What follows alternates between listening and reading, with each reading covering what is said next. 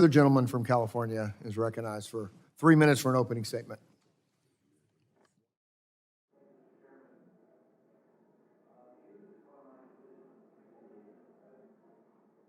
Thanks. Thank you.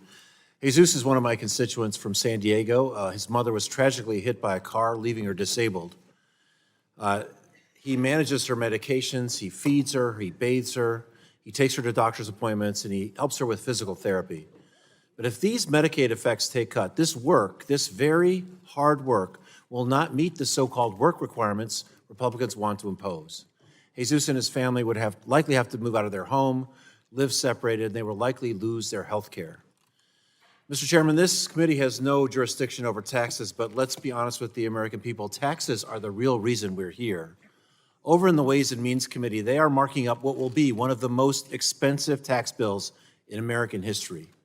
When Republicans originally passed the 2017 Tax Cuts and Jobs Act, they designed many of the individual and some business tax provisions to expire this year, because back then, Republicans knew making the tax cuts permanent would cost the United States trillions of dollars in revenue we desperately need to pay our expenses. Making those tax cuts permanent now is no less costly. Yes, that's what we're asked to do today. The Budget Committee instructed the Ways and Means Committee to cut taxes by $4.5 trillion, and it has asked our committee to come up with $880 billion in cuts to make up the shortfall. That's it. That's what this is about. Now, to do that, the bill before us will decimate Medicaid, which provides health insurance annually to nearly 72 million people nationwide in every congressional district across the country.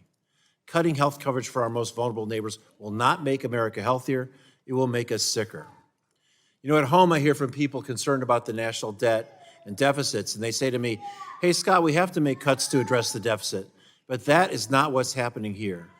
Because Republicans will continue to run $2 trillion annual deficits, and we will see the national debt grow from 36 to 38 to 40 to $42 trillion, and they will vote for a $5 trillion increase in the debt limit to make this borrowing possible, even though many of them swore a blood oath that they'd never vote to increase the debt.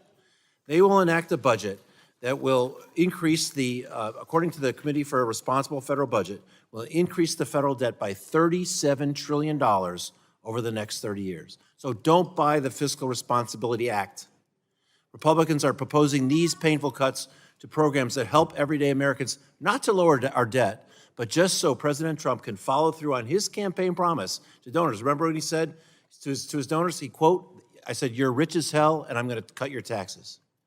When the government borrows more, inflation goes up, working people suffer at the grocery store, they pay for more for utilities. Now we're taking away their health care. This is the wrong thing to do, and I urge my colleagues, vote no. I yield back. Thank the gentleman. Yields back, and Chair now recognizes the gentlelady from Michigan for 3 minutes for an opening statement. Thank you, Mr. Chairman. I actually have to say that